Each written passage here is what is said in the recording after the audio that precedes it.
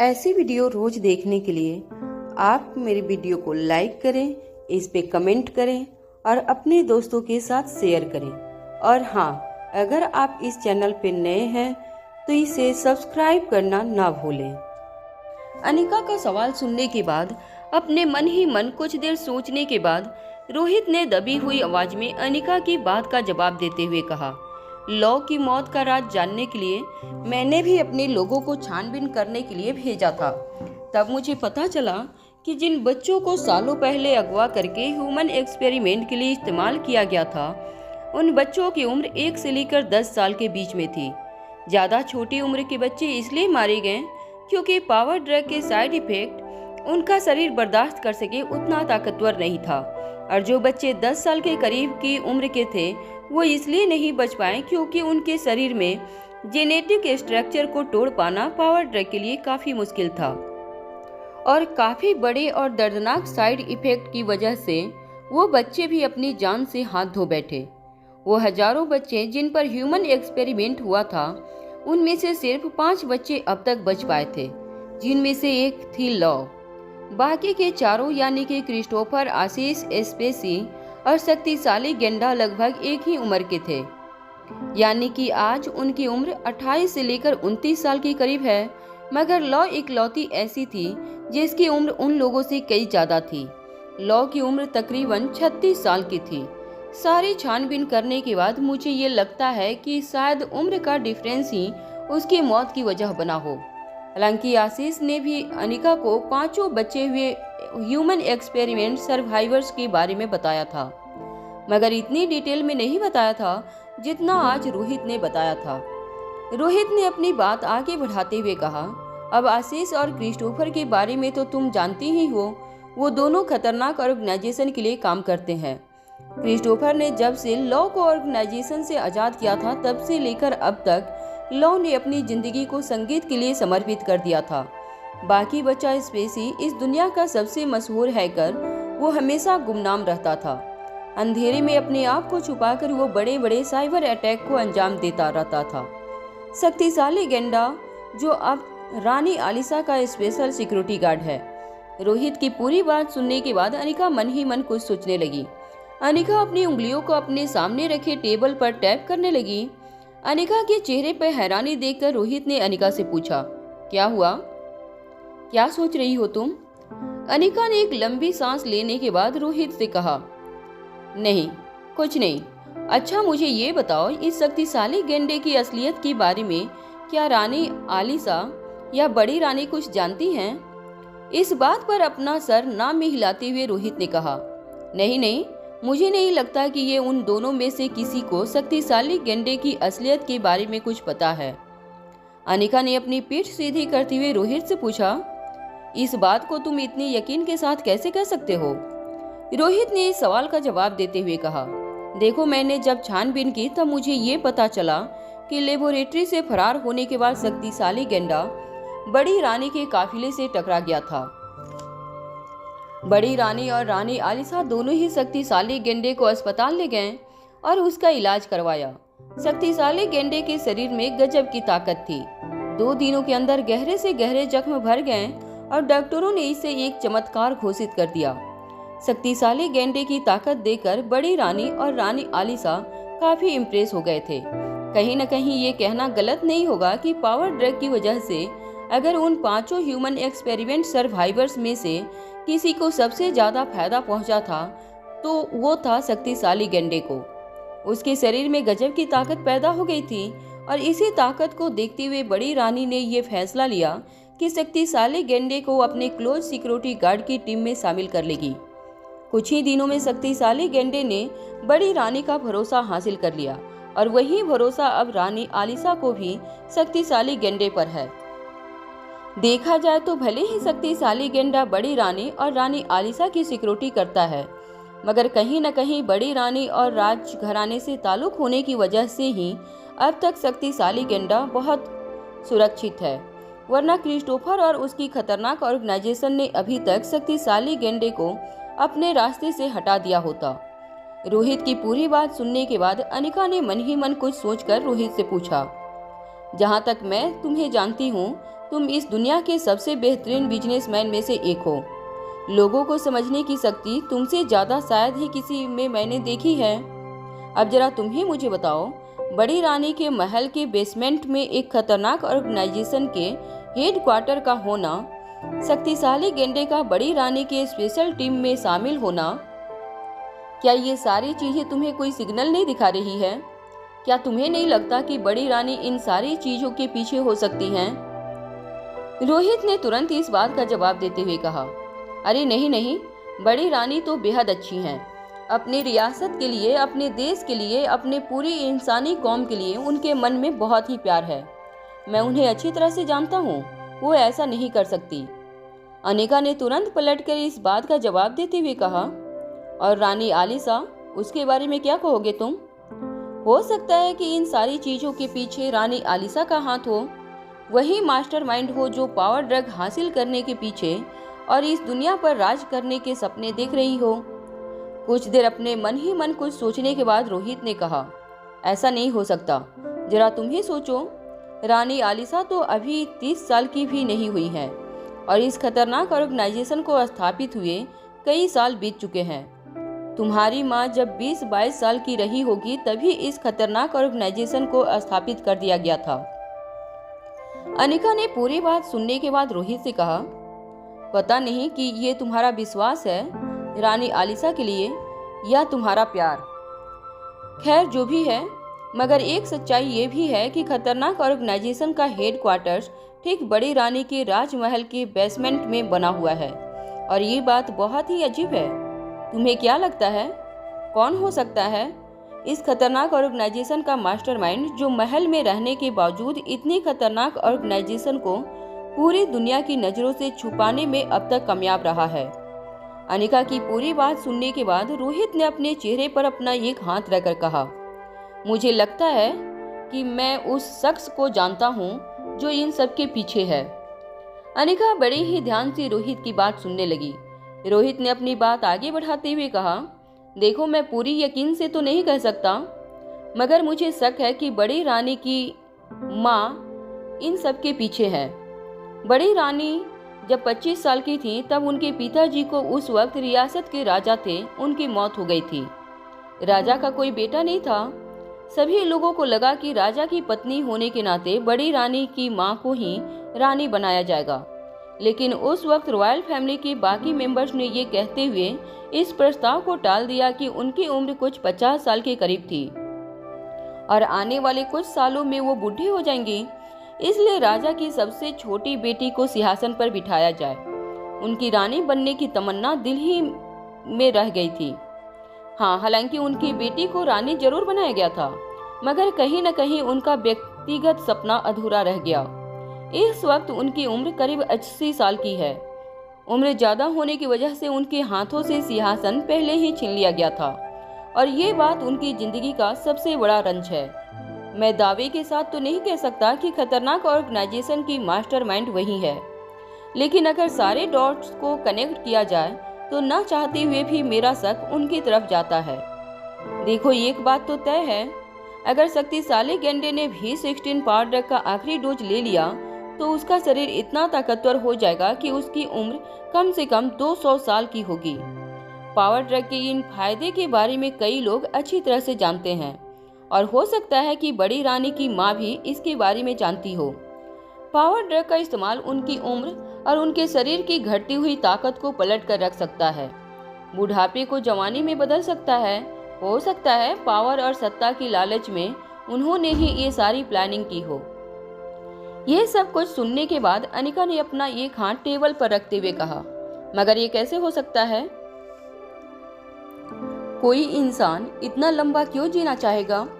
हर इंसान की उम्र ऊपर वाले ने उसकी किस्मत में लिखकर भेजी होती है।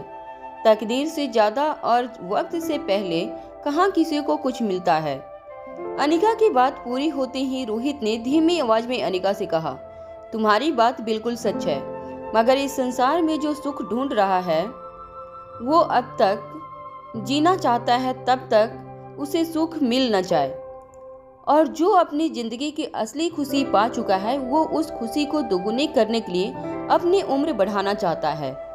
जैसा कि मैं, जब तक तुम और तीनों बच्चे मेरी जिंदगी में नहीं थे तब तक मुझे मौत की कोई परवाह नहीं थी, मगर अब मैं जीना चाहता हूँ तुम्हारे लिए, तुम्हारे बच्चों के लिए।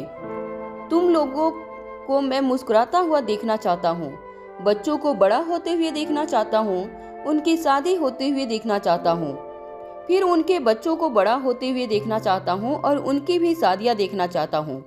और सबसे जरूरी बात, मैं तुम्हें बेहद प्यार करना चाहता हूँ। रोहित की पूरी बात सुनने के बाद अनिका ने अपनी नजरें झुकाते हुए रोहित से कहा, हाँ शायद तुम सच कह रहे हो, मगर इंसानों की इस बढ़ती हुई लालच को रोकने का क्या रास्ता हो सकता है? रोहित ने इस बात का जवाब देते हुए कहा, लालच को रोकने का कोई रास्ता नहीं, मगर उस खतरनाक ऑर्गेनाइजेशन को पावर ड्रग तक पहुंचने से रोकने का मेरे पास एक रास्ता है। और वो रास्ता ये है कि मैं किसी तरह अपने लोगों के साथ राजमहल में पहुंचूं और बेसमेंट पर हमला करके उस खतरनाक ऑर्गेनाइजेशन को हमेशा हमेशा के लिए मिटा दूं। रोहित की पूरी प्लानिंग सुनने के बाद अनिका की आंखें फटी की फटी रह गई। रोहित ने अपनी बात आगे बढ़ाते हुए कहा, वो लोग पावर ड्रग तक पहुंचने के लिए कुछ भी कर सकते हैं, तुम्हें भी नुकसान पहुंचा सकते हैं, हमारे बच्चों को भी नुकसान पहुंचा सकते हैं। उन्हें तुम तक और बच्चों तक पहुंचने से रोकने का एक ही रास्ता है, मैं उन्हीं को खत्म कर दूं। रोहित की पूरी प्लानिंग से अनिका हैरान रह गई। हालांकि अनिका भी जानती थी कि रोहित ने जो कुछ भी सोचा था वो बिल्कुल परफेक्ट सोचा था। दुश्मन के नुकसान से बचना हो तो दुश्मन को रास्ते से हटाना बेहद जरूरी था, खासकर तब जब वो दुश्मन बच्चों की जान के पीछे पड़ा हो। एलेक्जेंडर की सांसें भी 16 पावर ड्रग से जुड़ी हुई थी और अनिका किसी भी हालत में भी 16 पावर ड्रग को दुश्मनों के हाथ नहीं लगने दे सकती थी। कुछ देर मन ही मन सोचने के बाद अनिका ने रोहित से कहा, ठीक है, तो मैं भी राजमहल तुम्हारे साथ चलूंगी। अनिका की ये बात सुनकर रोहित हैरान रह गया। अनिका की आंखों में जुनून देखकर रोहित समझ गया था कि अनिका इस वक्त वो शेरनी बन गई थी जो अपने बच्चों को बचाने के लिए कुछ भी कर सकती थी। अनिका के एक हाथ पर हाथ रखते हुए रोहित ने कहा, देखो मेरी बात समझने की कोशिश करो, वहाँ बहुत ज्यादा खतरा होगा।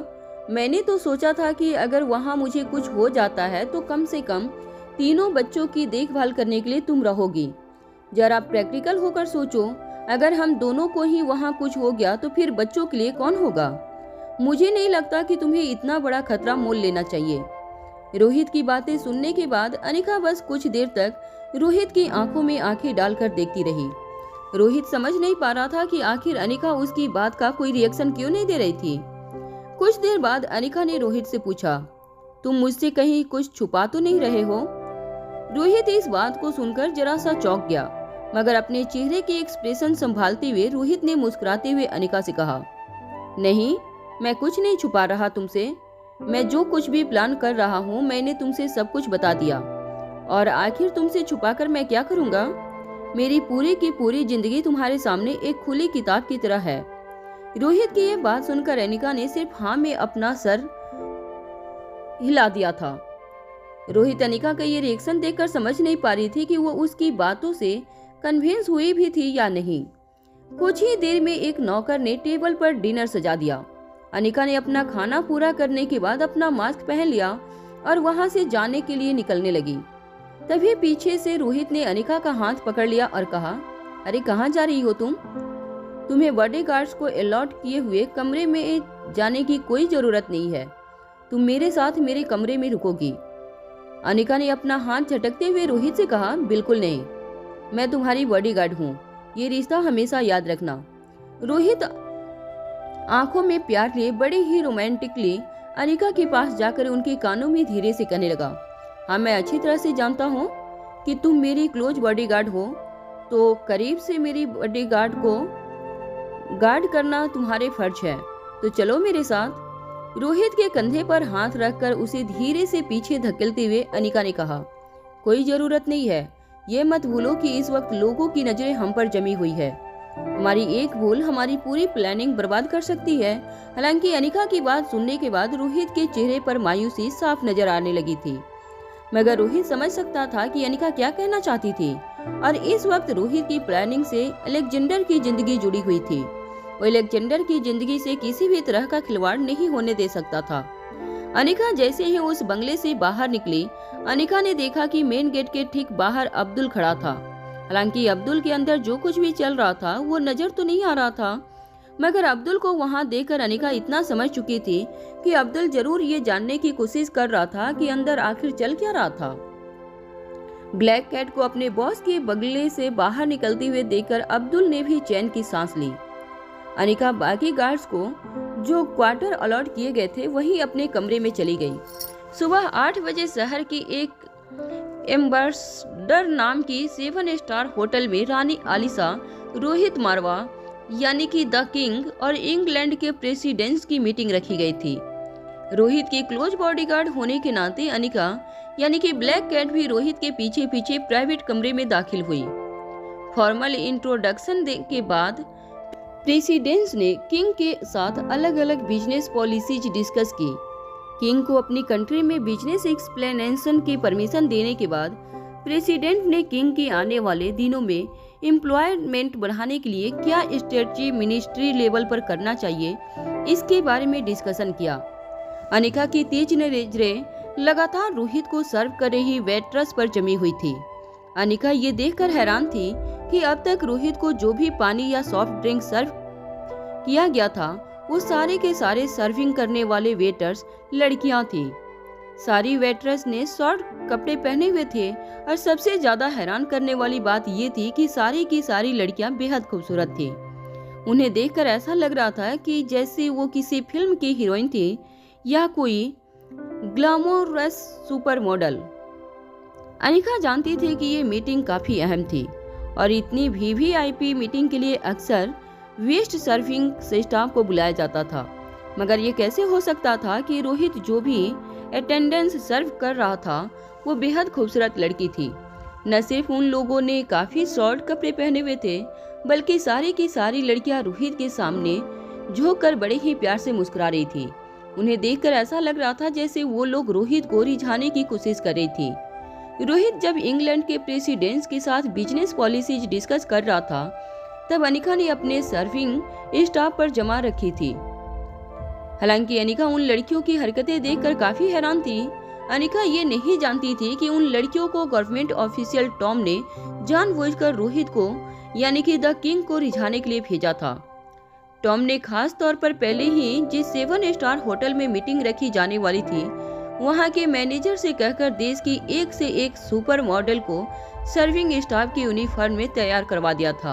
हालांकि लगभग सारी लड़कियां रोहित को रिझाने की कोशिश कर चुकी थी, मगर किसी को कामयाबी नहीं मिली थी। रोहित ने एक आंख भी किसी लड़की की ओर नहीं देखा था। सारी की सारी लड़कियां फेल होकर एक एक करके बाहर जाने लगी। तभी टॉम ने अपने मैनेजर से कहा, अरे ये क्या कर रहे हो? क्या तुम्हारे पास एक भी ढंग की लड़की नहीं है जो किंग को रिझा सके? मैंने तुम्हें पहले ही कहा था ना कि किंग को अपने स्टाफ में रखी हुई लड़कियों के साथ अफेयर करना बेहद पसंद है। अरे इसीलिए तो एक से एक खूबसूरत लड़कियों को बुलवाया था यहाँ पर, मगर कोई भी लड़की किंग को रिझाने में कामयाब नहीं हो पा रही है। अरे जल्दी से कुछ करो, उस मैनेजर ने जवाब देते हुए कहा। अरे शहर की सारी खूबसूरत लड़कियों को बुलाने की कोशिश कर चुका हूँ। इनमें से कई लड़कियां तो सुपर मॉडल रह चुकी हैं, और फिर ऐसा काम करने के लिए लड़कियां राजी भी तो होनी चाहिए। और इस काम में खतरा भी तो कितना ज्यादा है, जरा वो भी तो सोचिए। टॉम ने अपनी आवाज ऊंची करते हुए मैनेजर से कहा, अरे मैंने तुम्हें कितनी बार कहा कि उस ब्लैक कैट जैसी फिगर की कोई लड़की हो तो लेकर आओ। किंग की पसंद के बारे में मैंने तुम्हें अच्छी तरह से समझाया था। तुम कोई भी ऐसी लड़की नहीं ला पाए जिसकी फिगर ब्लैक कैट से मिलती जुलती हो।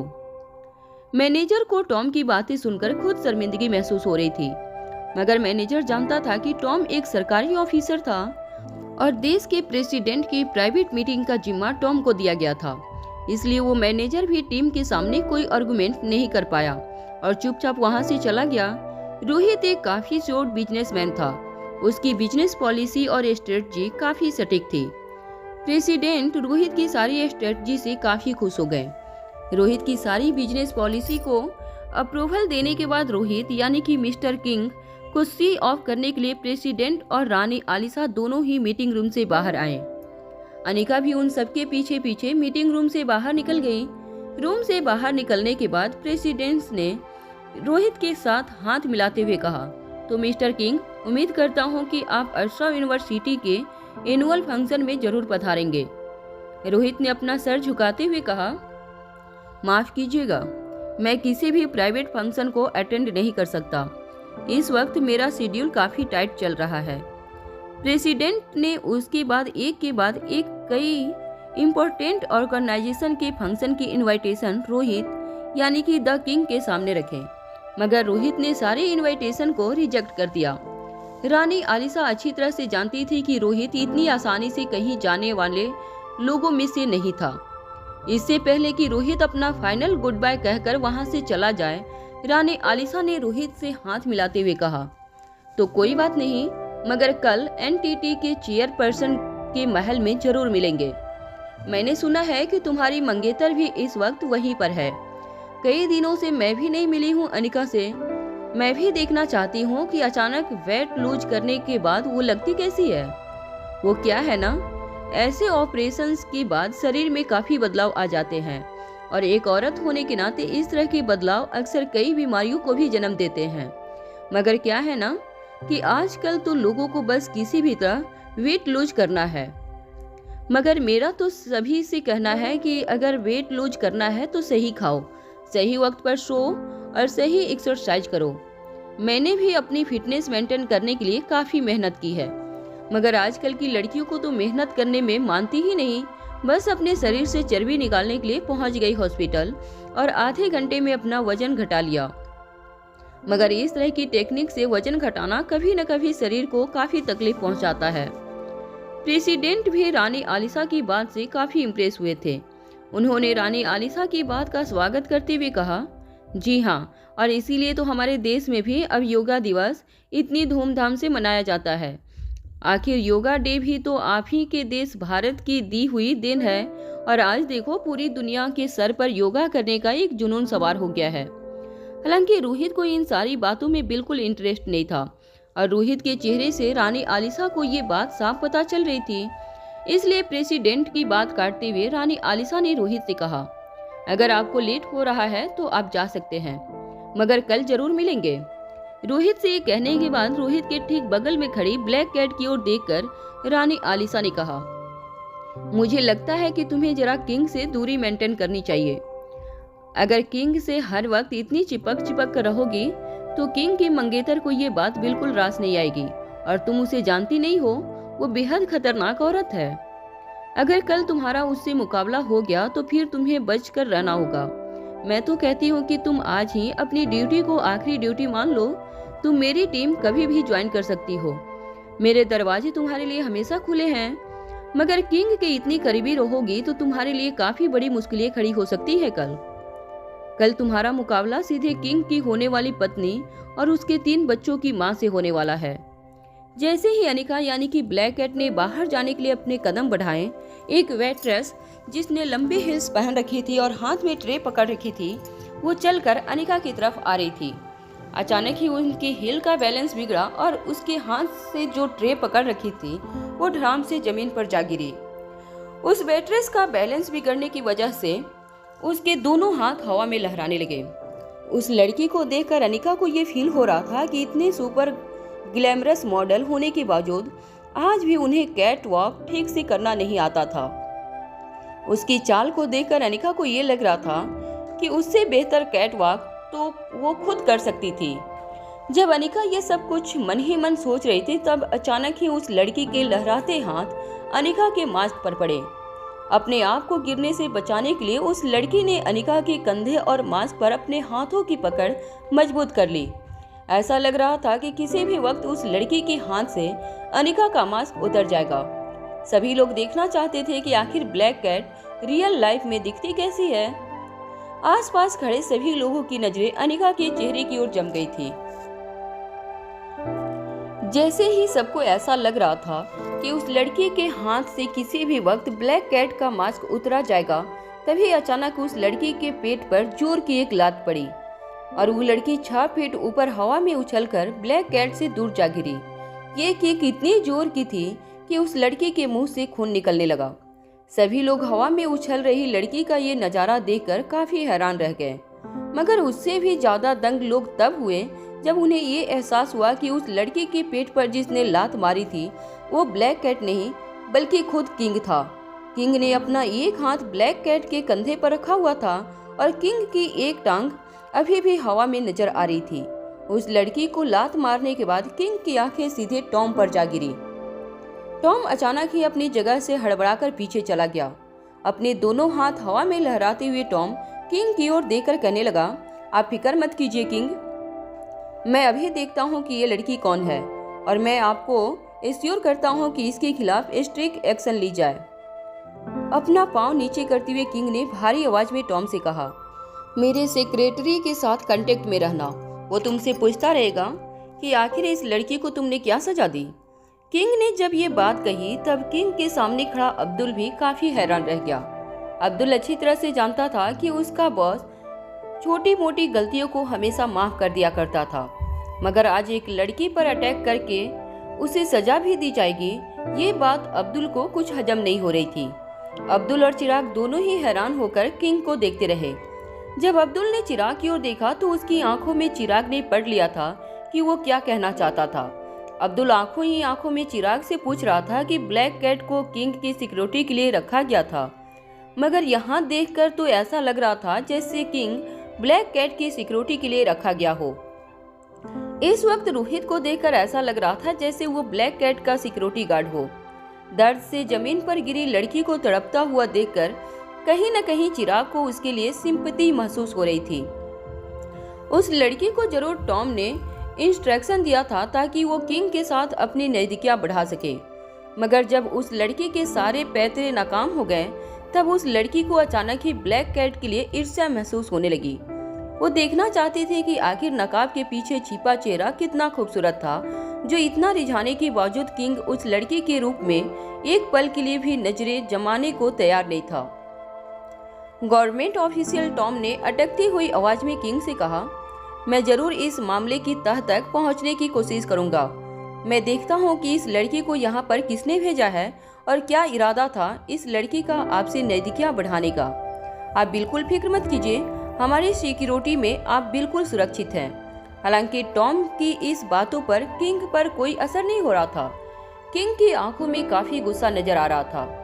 अनिका यानी कि ब्लैक कैट के कंधे पर एक हाथ रखते हुए किंग ने प्रेसिडेंट की मौजूदगी में गवर्नमेंट ऑफिशियल टॉम से कहा, ब्लैक कैट मेरी खास सिक्योरिटी गार्ड है और मेरी सिक्योरिटी गार्ड पर हमले का मतलब है मुझ पर हमला। इस बात को हमेशा ध्यान रखा जाए। वहाँ चिराग और अब्दुल भी नहीं समझ पा रहे थे कि आखिर उनके बॉस उनकी पर्सनल सिक्योरिटी गार्ड के लिए इतने पॉसेसिव क्यों हो रहे थे। अब्दुल को अब इस बात का डर लग रहा था कि ठीक 24 घंटों बाद किंग यानी कि रोहित मारवा की मुलाकात एनटीटी कंपनी के चेयरमैन रेखा मूर्ति के साथ उनके महल में होने वाली थी, जिसका मतलब था कि वहां अनिका और तीनों बच्चे भी मौजूद होंगे। अब्दुल और चिराग को अब इस बात का डर लगने लगा था कि अगर अनिका को ब्लैक कैट और रोहित के अफेयर के बारे में पता चल गया तो वो उन दोनों की क्या हालत करेगी। इतने दिनों में अब्दुल और चिराग इतना जान चुके थे कि अनिका चुप रहने वाली लड़कियों में से नहीं थी। वो उन लड़कियों में से नहीं थी जो हर जुल्म चुपचाप से सहती जाए, बल्कि वो तो हर जुल्म का मुंह तोड़ जवाब देना अच्छी तरह से जानती थी। वहाँ रानी आलिसा को भी किंग का ये बर्ताव बिल्कुल पसंद नहीं आ रहा था। एक पर्सनल सिक्योरिटी गार्ड के लिए इतना पॉसेसिव होना किंग की इमेज को बिल्कुल शोभा नहीं दे रहा था, खासकर तब जब रानी आलिसा खुद किंग को इतना पसंद करती थी।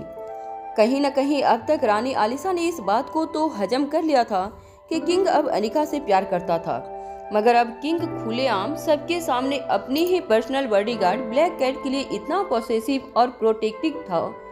ये देखकर कहीं न कहीं रानी आलिसा को लग रहा था कि अगर किंग को शादी के बाद एक्स्ट्रा मैटेरियल अफेयर्स करना ही था तो कम से कम अफेयर करने के लिए किंग ने आलिसा को चुना होता। मगर क्या रानी आलिसा का रूप रंग एक पर्सनल सिक्योरिटी गार्ड से भी गया गुजरा था कि रानी आलिसा की होते हुए किंग ने ब्लैक कैट के साथ अफेयर करना पसंद किया था।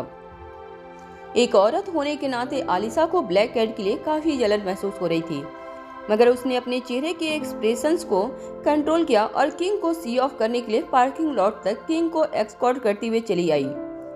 किंग को बड़े पोलाइटली गुड बाय कहने के बाद रानी आलिसा ने अपने सिक्योरिटी गार्ड के साथ वहां से चली गई। रानी आलिसा के जाने के बाद किंग अपनी कार में बैठ गए और वो ब्लैक कैट के बैठने का इंतजार करने लगे। इससे पहले कि अनिका कार में बैठ पाती, अचानक ही अविनाश ने अनिका का हाथ पकड़ लिया और दबी हुई आवाज में अनिका के कानों के पास आकर कहा, ये मिलकम कोई बड़ी प्लानिंग कर रहा है। उसने तुम्हारा झूठ सबके सामने लाने के लिए कोई प्लानिंग कर रखी है। वो सबको साबित कर देगा कि तुम ब्लैक कैट नहीं हो। उसकी प्लानिंग के बारे में अब तक मुझे कुछ पता नहीं चल पाया है, मगर मैं तुम्हें सिर्फ इतना कहने आया हूँ कि तुम अलर्ट रहना होगा। मैं जानता हूँ कि तुम्हारी फाइटिंग स्किल काफी अच्छी है और तुम बड़े से बड़े अटैक का सामना कर सकती हो, मगर इतना ध्यान रखना कि मिलकम ताकत के साथ सूझबूझ का भी अच्छी तरह से इस्तेमाल करना जानता है और इस वक्त वह अपनी ताकत का नहीं बल्कि अपनी अक्ल का इस्तेमाल करेगा तुम्हें बेनकाब करने के लिए। और इतना समझ लेना कि किंग के सामने अगर तुम बेनकाब हो गई तो ये हम सब के लिए काफी खतरनाक हो सकता है। तुम्हारी जान को खतरा हो सकता है। ब्लैक कैट की इमेज के साथ साथ हमारी पूरी ऑर्गेनाइजेशन की इमेज मिट्टी में मिल जाएगी। किंग कितना खतरनाक आदमी है ये तो तुम अच्छी तरह से जान चुकी होगी अब तक। ये बिजनेसमैन वगैरह तो ऊपर ऊपर से दिखावा है। असल बात तो ये है कि किंग किसी अंडरवर्ल्ड डॉन से कम नहीं। इनफैक्ट बड़े से बड़ा इंटरनेशनल डॉन भी किंग के नाम से थर थर कांपता है। तुम्हें किसी तरह अपने आप को बचाए रखना है और किंग के सामने अपनी असलियत खुलने नहीं देनी है। अविनाश लगातार अनिका के कानों में बड़बड़ किए जा रहा था। वहाँ कार के अंदर बैठा किंग यानी कि रोहित अनिका के कार के अंदर बैठने का इंतजार कर रहा था। जब उसे इस बात का एहसास हुआ कि अनिका जरूरत से ज्यादा वक्त ले रही थी कार के अंदर बैठने में, तो किंग ने ब्लैक कैट को आवाज लगाते हुए कहा, ब्लैक कैट अंदर आ जाओ, मुझे कहीं जल्दी जाना है। रोहित की आवाज सुनते ही अनिका भी अविनाश के हाथों से अपना हाथ छुड़ाकर सीधे कार के अंदर बैठ गई। अभी अविनाश की बात अधूरी थी, मगर कार में बैठते ही ड्राइवर ने कार सीधे आगे बढ़ा ली। अविनाश बहुत कुछ समझाना चाहता था अनिका को ब्लैक कैट और किंग के बारे में, मगर उसकी बातें अनिका ने बिल्कुल अनसुनी कर दी थी। अविनाश को अनिका का ऐसा ओवर कॉन्फिडेंस बिल्कुल पसंद नहीं था, मगर वो अच्छी तरह से जानता था कि खतरा अनिका के आसपास ही मंडरा रहा था और वो कब किस भेष में अनिका के सामने आ जाएगा ये कहा नहीं जा सकता था। जब रानी आलिसा ने किंग और ब्लैक कैट की कार को दूर से निकलते हुए देखा, तब अचानक ही रानी आलिसा के मन में कुछ अलग ही बात चलने लगी। अचानक रानी आलिसा खुश नजर आने लगी थी। वो मन ही मन ये सोच रही थी कि भले ही ब्लैक कैट किंग के करीब पहुंच रही थी, मगर कहीं न कहीं ये आने वाले तूफान का संकेत था। ब्लैक कैट चाहे जितनी भी नजदीकियां किंग यानी कि रोहित मारवा से बढ़ा ले, कुछ ही घंटों में उसका सामना अनिका से होने वाला था। और एक बार अनिका के सामने ब्लैक कैट और किंग के अफेयर के बारे में खबर पहुंचेगी तो अनिका उन लड़कियों में से नहीं थी जो चुपचाप अपने होने वाले पति को किसी और लड़की के साथ अफेयर करते हुए देख सके। अनिका यकीनन 3 बच्चों को लेकर किंग यानी कि रोहित मारवा की जिंदगी से दूर हो जाएगी और फिर कुछ दिनों में जब किंग का दिल ब्लैक कैट से भर जाएगा तब वो फिर से आजाद हो जाएगा और उसके बाद रानी आलिसा के लिए रास्ता क्लियर हो जाएगा। जब रानी आलिसा ने इस एंगल से पूरी कहानी को सोचा तब उसे लगा कि ब्लैक कैट के किंग के साथ बढ़ रही नजदीकियां इतनी भी बुरी नहीं थी और अब ब्लैक कैट और अनिका का सामना होने में ज्यादा वक्त भी नहीं बाकी था। ये सारी बातें सोचते हुए रानी आलिसा के चेहरे पर मुस्कान आ गई। वो अनजाने में ही एक प्यारी सी धुन गुनगुनाने लगी। लगभग 24 घंटे बाद एनटीटी के चेयरपर्सन के महल में अनिका के सामने ब्लैक कैट का फंडा फूटने वाला था। अनिका और ब्लैक कैट का आमना सामना रानी आलिसा बेसब्री से देखना चाहती थी। वहां रोहित के बंगले में पहुंचने के बाद अनिका ने ये कंफर्म कर लिया था कि रोहित अब आगे कोई मीटिंग्स में नहीं जाने वाला था। वो सीधे कल यानी कि लगभग 24 घंटे बाद रेखा मौसी से मिलने उनके महल जाने वाला था। रोहित के साथ कंफर्मेशन करने के बाद अनिका ने रोहित से कहा, ठीक है, अगर तुम अब कहीं जाने वाले नहीं हो तो मैं भी चलती हूँ, मुझे एक जरूरी काम है। रोहित को गुड बाय कहने के बाद अनिका जब फिर से ब्लैक कैट का मास्क पहनकर रोहित के बंगले से बाहर निकली तो उसका सामना अब्दुल से हुआ। ब्लैक कैट को इस तरह जाते हुए देखकर अब्दुल ने कहा, अरे कहाँ जा रही हो तुम बॉस की क्लोज सिक्योरिटी गार्ड हो, तुम इस तरह जा नहीं सकती। अनिका ने अब्दुल की इस बात का जवाब देते हुए कहा, मैं छुट्टी पर हूँ। अब्दुल ब्लैक कैट की ये बात सुनकर हैरान रह गया। अब्दुल ने ब्लैक कैट के मास्क से नजर आ रही उसकी आंखों में आंखें डालकर कहा, अरे 3 दिन की ड्यूटी पर आई हो तो 3 दिन में कौन लीव पर जाता है। तभी अब्दुल की नजर ब्लैक कैट के हाथों में पकड़े हुए मोबाइल फोन पर गई। वो ये देखकर हैरान हो गया कि जहाँ किसी को अपने साथ अपना पर्सनल मोबाइल फोन रखना अलाउ नहीं था, वहाँ ब्लैक कैट के पास अपना पर्सनल मोबाइल फोन आया कहाँ से। अब्दुल को लगने लगा कि अब रोहित जरूरत से कुछ ज्यादा ही छूट दे रहा था अपने पर्सनल बॉडीगार्ड को। अब्दुल समझ नहीं पा रहा था कि आखिर इस लड़की ने उस बॉस पे क्या जादू चला दिया था। अपने बॉस और अपने पर्सनल बॉडीगार्ड के बीच होने वाली बातों को सोच सोचकर अब्दुल की आंखें शर्मिंदगी से झुक गई। रोहित के बंगले से निकलने के बाद अनिका सीधे उस सोसाइटी में गई जहां वो बच्चों के साथ लंदन आने के बाद कुछ दिनों तक रही थी। सोसाइटी गेट के अंदर जैसे ही अनिका की गाड़ी दाखिल हुई, अनिका की नजरें अपने बंगले के बगल वाले बंगले पर गई।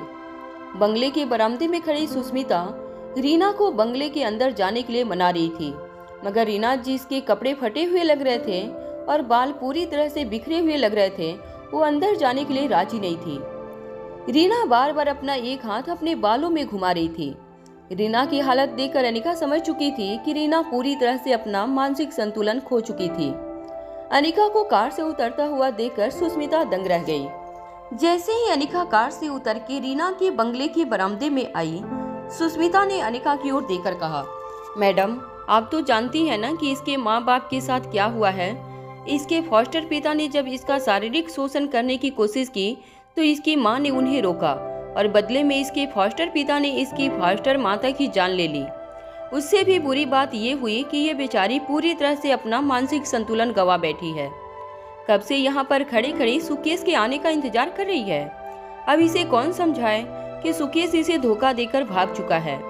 सुकेश की असलियत सिर्फ अनिका जानती थी, इसलिए सुस्मिता की बातें सुनने के बाद, उसकी बातों में सिर्फ हाँ भी अपना सर हिलाने के बाद अनिका ने रीना के कंधे पर हाथ रखकर कहा, क्या हुआ रीना, यहाँ क्यों पड़ी हो? तुम अपने बंगले के अंदर क्यों नहीं जाती? जब रीना की नजरें अनिका पर पड़ी तब रीना की आंखों में अचानक ही चमक आ गई। अपना एक हाथ अपने बालों में घुमाते हुए रीना ने अटकती हुई आवाज में अनिका से पूछा, सुकेश कब आएगा? वो कब लौटेगा? काम से वो ऑफिस गया था मगर अब तक लौटा नहीं। मैं अच्छी तरह से जानती हूँ कि तुम जानती हो कि सुकेश कब तक वापस लौटेगा। उसने मुझसे कहा था कि तुम अच्छी औरत हो, मुझे तुम्हारे साथ दोस्ती करनी है। तुम कहो तो मैं रिया के लिए टेस्टी केक बनाकर दूंगी, मगर प्लीज मुझे बताओ कि सुकेश कब वापस आएगा। रीना की हालत काफी दयाजनक हो गई थी। अनिका के पास रीना के इन सवालों का कोई जवाब नहीं था। सुस्मिता ने दबी हुई आवाज में अनिका से कहा, मैडम मुझसे तो इस लड़की की हालत देखी नहीं जा रही है, पता नहीं क्या होगा इसका। अब इसे कैसे कोई समझाए कि सुकेश इसके पास लौटकर नहीं आने वाला। जब अनिका ने रीना पर अपनी नजरें डाली तब उसे एहसास हुआ कि रीना की आंखें रो रो कर सूख चुकी थी। उसके कपड़े भी काफी बुरी हालत में थे, बाल पूरी तरह से बिखरे हुए थे और ऐसा लग रहा था जैसे उसके सारे बाल एक दूसरे में उलझ चुके थे। आंखों का काजल उसकी गालों पर हर तरफ फैल चुका था। मगर इससे पहले कि अनिका रीना को और कुछ समझाने की कोशिश करती, अचानक अनिका की मोबाइल फोन पर क्रिस्टोफर का कॉल आया। अनिका रीना और सुस्मिता से कुछ दूर जाकर जब फोन उठाने ही वाली थी कि रीना ने फिर से पीछे से आवाज लगाते हुए अनिका से पूछा, क्या सुकेश का कॉल आया है? मैं उससे बात करना चाहती हूँ। जैसे ही रीना दौड़कर अनिका के पास जाने वाली थी, सुस्मिता ने रीना को कमर से पकड़ लिया और उसे ऐसा करने से रोक लिया। मगर रीना काफी उम्मीद भरी आंखों से अनिका की ओर देखती रही। अनिका के लिए अब रीना के आंखों में इंतजार देखना बहुत ही ज्यादा मुश्किल हो गया था। अनिका ने अपनी नजरें घुमा ली और जैसे ही कॉल रिसीव किया तो क्रिस्टोफर की तेज आवाज अनिका के कानों पर पड़ी। क्रिस्टोफर ऊंची आवाज में अनिका से कह रहा था, अरे मेरी दोस्त, काफी दिनों से तुमसे बात नहीं हुई, सोचा चलो कॉल लगाकर पूछ लूं कैसी हो तुम। अनिका अच्छी तरह से जानती थी कि क्रिस्टोफर और उसकी गैंग कितने खतरनाक इरादों से V16 पावर ड्रग को पाने के लिए तैयारी कर रही थी। जब अनिका ने क्रिस्टोफर की बातों का कोई जवाब नहीं दिया तो अपनी बात आगे बढ़ाते हुए क्रिस्टोफर ने अनिका से कहा, चलो तुम मुझसे मेरा हाल चाल नहीं पूछना चाहती तो कोई बात नहीं, लेकिन मैं तुम्हें यह बता देता हूँ कि तुम अपनी जिंदगी से जुड़ी हुई कुछ बातें नहीं जानती, जिन्हें जान लेना तुम्हारे लिए बेहद जरूरी है। अनिका भी ध्यान से क्रिस्टोफर की बात को जानना चाहती थी कि आखिर ऐसा कौन सा राज था अनिका की जिंदगी के बारे में, जिसके बारे में क्रिस्टोफर तो जानता था मगर खुद अनिका नहीं जानती थी। क्रिस्टोफर ने अपनी बात आगे बढ़ाते हुए अनिका से कहा, चलो कुछ राज की बातें तुम्हारी रेखा मौसी की भी हैं, जिनके बारे में तुम्हारा जान लेना काफी जरूरी है। क्या तुम एनटीटी कंपनी की हेड रेखा मूर्ति की असलियत के बारे में जानती हो? क्या तुम ये जानती हो कि उनका असली चेहरा क्या है? वह कौन सा राज है जो इतने सालों से उन्होंने तुमसे छुपा कर रखा है? हालांकि अनिका भी अच्छी तरह से जानती थी कि रेखा मौसी का कोई ऐसा सीक्रेट था जो वो अनिका से छुपा रही थी। क्रिस्टोफर उस सीक्रेट के बारे में जानता था। यह सुनकर अनिका काफी हैरान थी। अनिका ने क्रिस्टोफर से कहा, बताओ क्या जानते हो तुम रेखा मौसी के बारे में? अनिका की यह बात सुनते ही क्रिस्टोफर ने हंसते हुए अनिका से कहा, अरे तुम इतने दिनों से मुझे जानती हो, अब तक तुम यह भी नहीं अंदाजा लगा पाई कि मैं बिना किसी फायदे के कोई काम नहीं करता। क्रिस्टोफर की आवाज सुनते ही अनिका ने क्रिस्टोफर से कहा, बोलो क्या चाहते हो तुम? यह सीक्रेट बताने के बदले में। कुछ देर तक फोन पर खामोश रहने के बाद क्रिस्टोफर ने अचानक अनिका से कहा, चलो तुम मुझे कहो कि मेरे मालिक, मैं तुमसे अपनी मौसी का सीक्रेट जानना चाहती हूँ। तुम मुझे मालिक कहकर पुकारो, तब मैं तुम्हें तुम्हारी मौसी का सीक्रेट बताऊंगा। चलो बोलो अपनी मीठी आवाज में मुझे मालिक। अनिका को पक्का यकीन था कि क्रिस्टोफर एक साइको था। उसकी इस तरह की फरमाइश अनिका को न सिर्फ बचकानी लग रही थी मगर बेहद एम्बैरेसिंग भी लग रही थी। मगर अनिका जानती थी कि किसी को कुछ कह देने से वो सचमुच वो नहीं हो जाता। अनिका इस वक्त अपनी मौसी का सीक्रेट जानना चाहती थी, इसीलिए बड़े ही कैजुअली अनिका ने भी क्रिस्टोफर से कह दिया, बताओ मालिक, क्या जानते हो आप मेरी मौसी के बारे में? अनिका के मुंह से मालिक सुनकर क्रिस्टोफर जोर जोर से हंसने लगा। कुछ देर बाद अपनी हंसी को कंट्रोल करने के बाद क्रिस्टोफर ने अनिका से कहा, मैंने कभी सपने में भी नहीं सोचा था कि तुम इतनी जल्दी घुटने टेक दोगी। अरे जो लड़की मौत से भी नहीं डरती, खतरनाक से खतरनाक दुश्मन से अकेली ही भिड़ जाती है, वो भी मेरे सामने इतनी आसानी से हार मान लोगी, यह मैंने कभी सोचा भी नहीं था। लगता है कि अपनी मौसी का सीक्रेट जानने की बहुत जल्दी है तुम्हें। क्रिस्टोफर की बात पूरी होते ही अनिका ने उससे कहा, अब बताओ भी क्या जानते हो तुम रेखा मौसी के बारे में?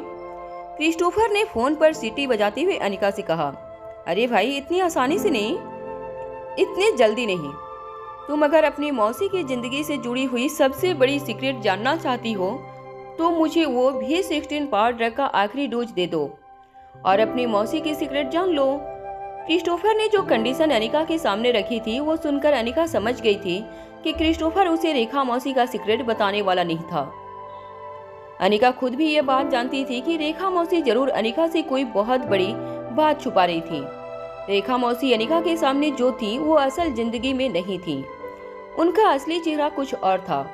एनटीटी कंपनी की इस्टेब्लिशमेंट और पिछले कुछ सालों में एनटीटी कंपनी का एक्सप्लेनेशन करना किसी मामूली औरत के हाथ में नहीं था। अनिका इतने सालों में इतना तो जरूर जान चुकी थी कि रेखा मौसी के अंदर एक और ऐसा रूप था जो काफी ज्यादा शक्तिशाली और पावरफुल था। बचपन में गौतम गुलेरिया ने अनिका से कहा था कि रेखा मौसी उसकी माँ की दोस्त थी। जब भी रेखा मौसी इंडिया अनिका से मिलने आया करती थी तब वह काफी सही औरत नजर आती थी। वो बार बार अनिका से यही कहती कि वो स्वाति मल्होत्रा की बेस्ट फ्रेंड थी। मगर वो लोग कहाँ मिले थे, उनकी जान पहचान कैसे हुई, वो कैसे इतनी अच्छी दोस्त बनी, ये सारी बातें आज भी अनिका के लिए राज थी। अनिका सिर्फ इतना जानती थी कि रेखा मौसी उससे बेहद प्यार करती थी और उनकी आंखों में रिया के लिए जो प्यार था बिल्कुल सच्चा और साफ था।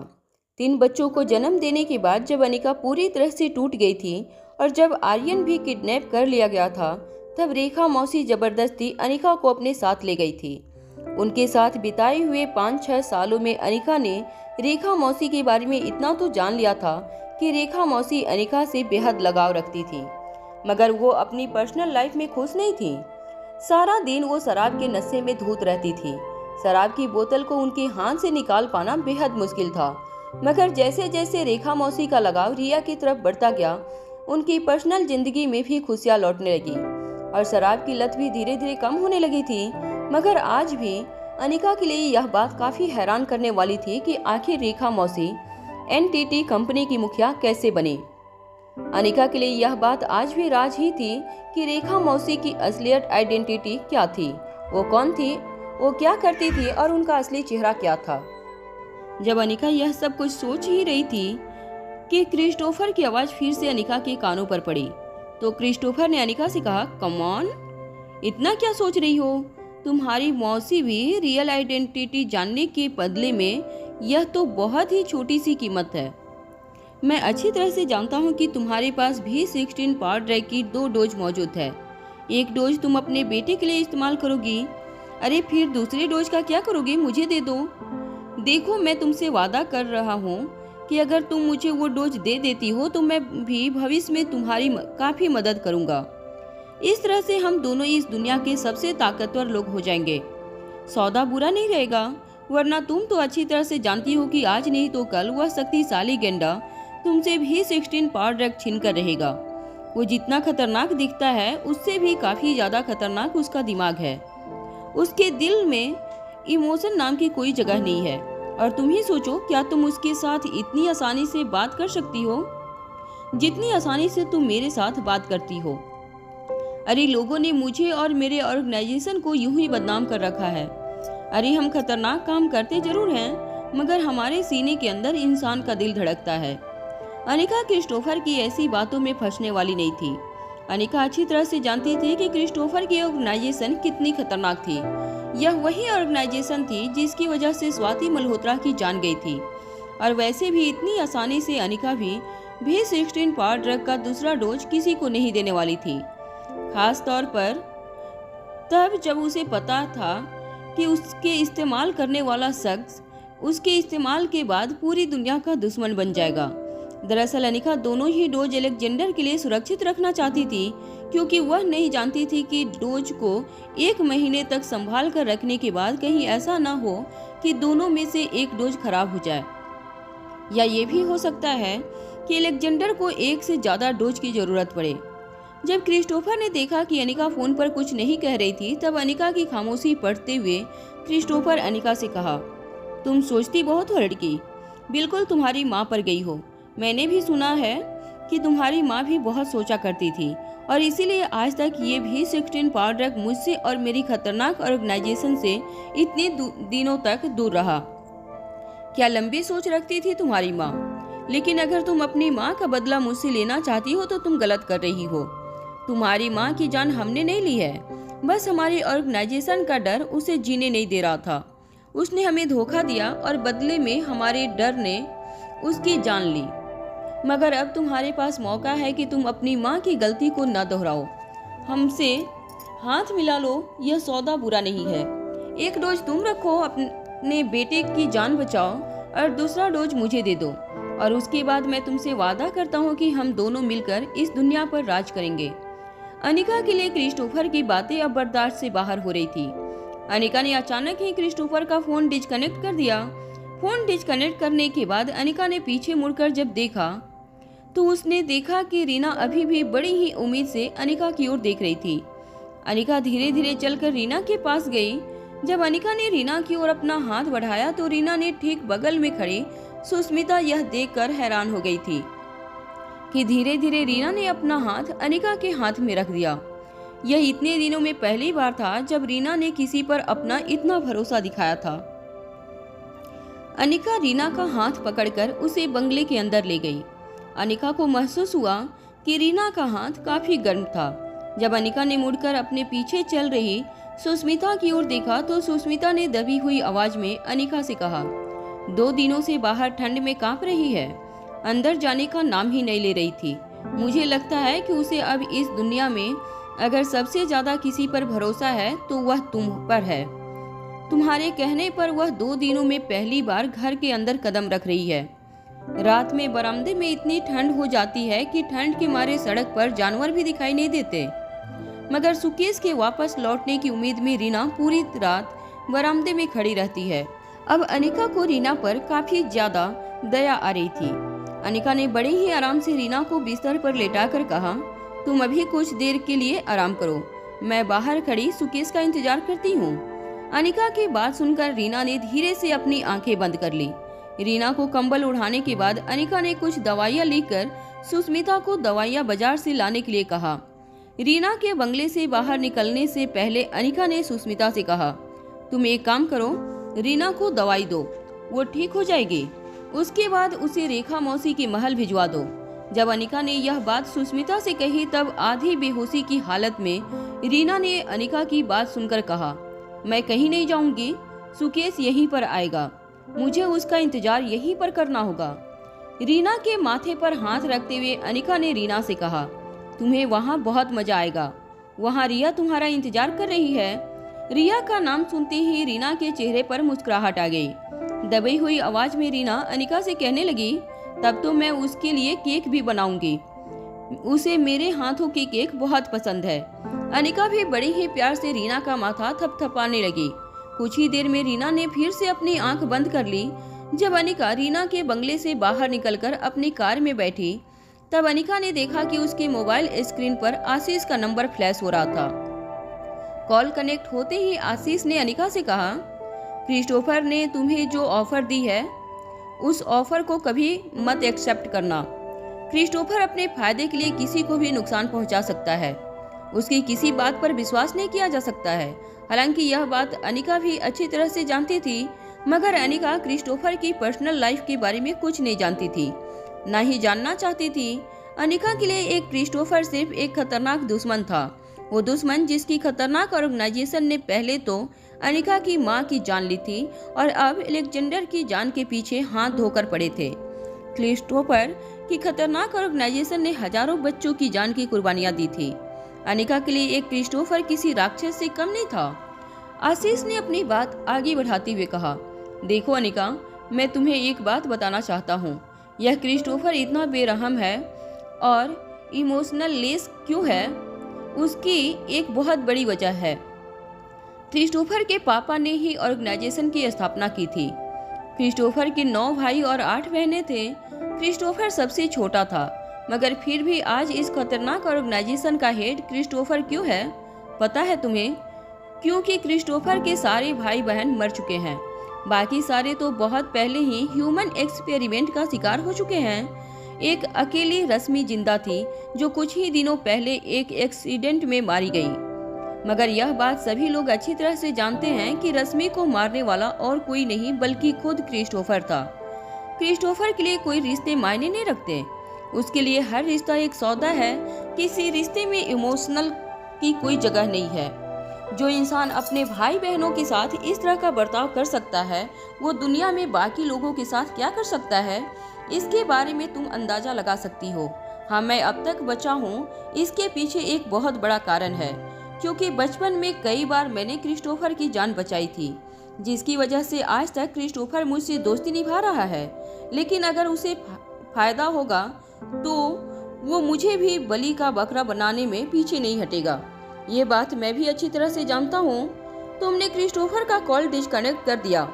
वह तुमसे कई सारी बातें करना चाहता था और उसने मुझसे कहा है कि मैं तुमसे बात करूं और यह सौदा पूरा करूं, मगर मैं तुमसे कह रहा हूं कि उसके साथ किसी भी तरह का सौदा मत करना। उस पर अगर भरोसा किया तो तुम्हें धोखे के अलावा और कुछ नहीं मिलेगा। वैसे तो अनिका ये सारी बातें पहले से जानती थी, मगर आशीष की बातें पूरी होने के बाद अनिका ने आशीष को थैंक्स कहा। आशीष अपनी जान जोखिम में डालकर भी अनिका तक क्रिस्टोफर की ऑर्गेनाइजेशन के राज पहुंचाता रहा था। अनिका भी कहीं न कहीं मन में यही सोच रही थी कि अगर V16 पावर ड्रग का दूसरा डोज अलेक्जेंडर के इलाज के बाद बच जाता है तो वह जरूर आशीष को वो डोज देकर उसकी जान बचाने की कोशिश करेगी। आशीष का कॉल डिस्कनेक्ट करने से पहले अनिका ने आशीष से कहा, तुम्हारी तबीयत कैसी है अब? आशीष जब फोन पर अनिका के साथ बात कर रहा था तब उसकी खांसियां लगातार बढ़ती जा रही थी। अनिका ने यह महसूस किया था कि अनिका जब पिछली बार आशीष को मिली थी तब आशीष की खांसी काफी कंट्रोल में थी, मगर अब दोबारा से आशीष की खांसी बढ़ती जा रही थी। अचानक ही आशीष ने अपनी खांसी को कंट्रोल करते हुए कहा, अरे नहीं नहीं, वो तो कल रात कुछ ठंडा पी लिया था, इसलिए आज खांसी जरा सी बढ़ गई है, मगर तुम फिक्र मत करो, मैं बिल्कुल ठीक हूँ। वैसे अनिका, बातों बातों में मुझे एक बार क्रिस्टोफर ने तुम्हारी मौसी के बारे में भी कुछ कहा था, जो मैं तुम्हें बताना चाहता हूँ। आशीष की यह बात सुनने के बाद अनिका बड़े ही ध्यान से आशीष की बातें सुनने लगी। आशीष ने अपनी बात आगे बढ़ाते हुए अनिका से कहा, तुम्हारे बारे में बात करते वक्त क्रिस्टोफर ने मुझे यह कहा कि तुम्हारी रेखा मौसी वह नहीं है जो वह तुम उसे समझ रही हो। वो बेहद खतरनाक औरत है। तुम्हारे साथ दोस्ती, तुम्हारे साथ हमदर्दी सिर्फ एक चाल है। तुम्हारी मौसी का मकसद कुछ और ही है। तुमसे दोस्ती करने के पीछे भी उनका एक मकसद है। वो भले ही तुमसे हमदर्दी जता रही हो, मगर उस हमदर्दी के पीछे एक गहरी साजिश है। तुम्हारे साथ प्यार, तुम्हारे साथ दोस्ताना, सब कुछ एक दिखावा है। वो औरत बिना मतलब के किसी के साथ रिश्ता नहीं बनाती, और फिर तुम्हारे साथ तो इतना गहरा रिश्ता है उसका। इसका मतलब साफ है कि तुम्हारे साथ हमदर्दी दिखाने के पीछे उसका बहुत बड़ा गहरा मकसद है। क्रिस्टोफर ने तो यह भी कहा है कि मैं तुमसे कहूँ कि तुम अपनी मौसी से सावधान रहना, तुम्हें उनसे बचकर रहना होगा। कुछ देर खांसने के बाद फिर से आशीष ने अपनी बात आगे बढ़ाते हुए अनिका से कहा, देखो, मैं अब तक ये तो नहीं जान पाया कि तुम्हारी मौसी की असलियत क्या है। क्रिस्टोफर मुझ पर भरोसा जरूर करता है, मगर मुझे हर बात पूरी तरह से नहीं बताता। मगर मैं अब तक क्रिस्टोफर को इतना तो जानता हूँ कि मुझे यह पता चले कि क्रिस्टोफर कब सच कह रहा है और कब झूठ। तुम्हारी मौसी वाली बात जब फोन पर उसने मुझे बताई, तब उसकी आवाज़ सुनकर मैंने यह अंदाजा लगा लिया था कि वो जो कुछ भी कह रहा था वह सच कह रहा था। मुझे लगता है कि तुम्हें न सिर्फ तुम्हारी मौसी से सावधान रहना चाहिए, बल्कि तुम्हें इस वक्त हर उस इंसान से सावधान रहना है जो तुम्हारे करीब आने की कोशिश कर रहा हो, तो चाहे वो मैं ही क्यों ना हो। याद रखना कि मैं भी आने वाले 1 महीने में मरने वाला हूँ। हो सकता है कि मुझे भी पावर ड्रग की जरूरत हो, और इसीलिए मैंने तुमसे दोस्ती बनाई हो। किसी भी करीबी की किसी भी हरकत को नजरअंदाज मत करना अनिका, ये तुम्हारे लिए और तुम्हारे बच्चों के लिए बेहद खतरनाक हो सकता है। ये कहने के बाद आशीष दोबारा से खांसने लगा। अनिका अच्छी तरह से जानती थी कि आशीष अस्पताल में अपना इलाज करवा रहा था। आशीष के शरीर की हड्डियां टूट गई थी।